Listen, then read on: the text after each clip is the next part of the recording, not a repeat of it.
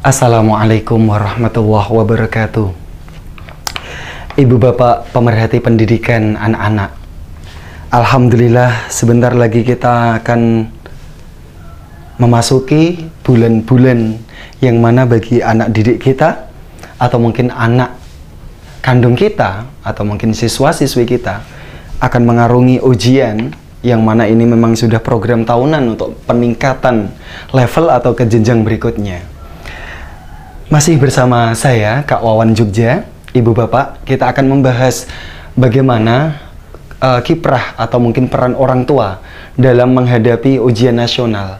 Bagaimana peran orang tua, apakah selalu seperti umumnya orang tua yang ada di Indonesia ini, ketika ujian nasional akan datang, orang tua malah yang kelabakan, orang tua yang terlalu overprotection sehingga anak tidak mendapatkan enjoy dalam belajar, anak tidak mendapatkan ngefun di dalam belajar, sehingga justru anak akan menambah beban anak, dan semakin bertambah beban bagi anak-anak karena orang tua yang overprotection.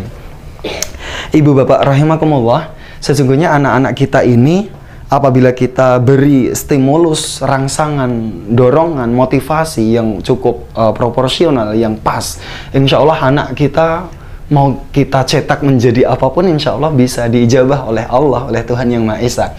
Misalkan seorang dokter menginginkan anaknya besok meneruskan profesinya seperti orang tuanya menjadi dokter, itu pun nggak begitu sulit juga. Tetapi alangkah lebih baiknya orang tua memberikan kebebasan terhadap putra-putrinya. Baik, ketika ujian sudah mulai datang, waktu-waktu ujian semakin dekat, bagaimana orang tua? Yang pasti yang satu adalah memberikan service oriented, pelayanan yang terbaik, yang maksimal buat putra-putrinya.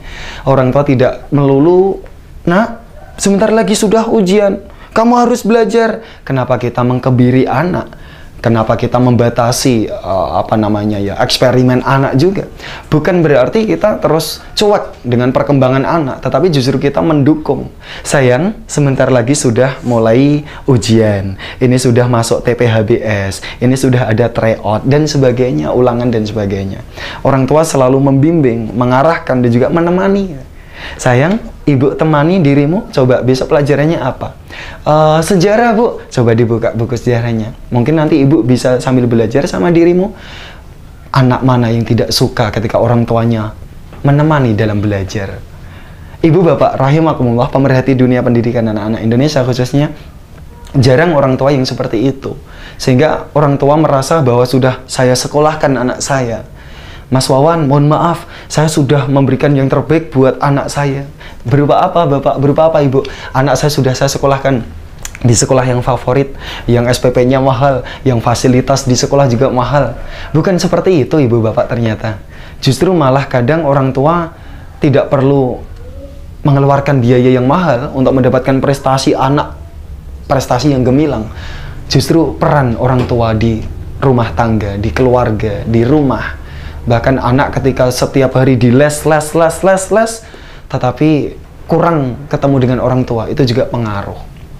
Ibu bapak, bagaimana kalau seandainya saat ini saya pribadi dengan penelitian yang berbagai macam sesuai dengan disiplin ilmu, ketika orang tua selalu mengharapkan ridhonya Allah, orang tua selalu memohon kepada Allah, semoga anak saya bisa sukses ya Allah ya Rob, dan orang tua juga memberikan yang terbaik buat anaknya, kenyamanan, ngefun, sehingga apa yang dikeluh kesahkan selalu didengarkan. Ketika dia mau curhat selalu diperhatikan. Dan yang terakhir, selalu ketika anak mengharapkan kita selalu ada. Orang tua seyogyanya, sebaiknya, utamanya selalu ada buat anak-anaknya. Mungkin seperti itu dari saya, kurang lebihnya mohon maaf. Semoga sukses untuk anak didik kita, anak cucu kita, anak kandung kita, peserta didik kita, mungkin siswa-siswi kita.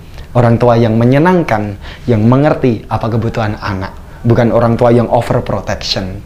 Sekian dari saya. Wassalamualaikum warahmatullahi wabarakatuh.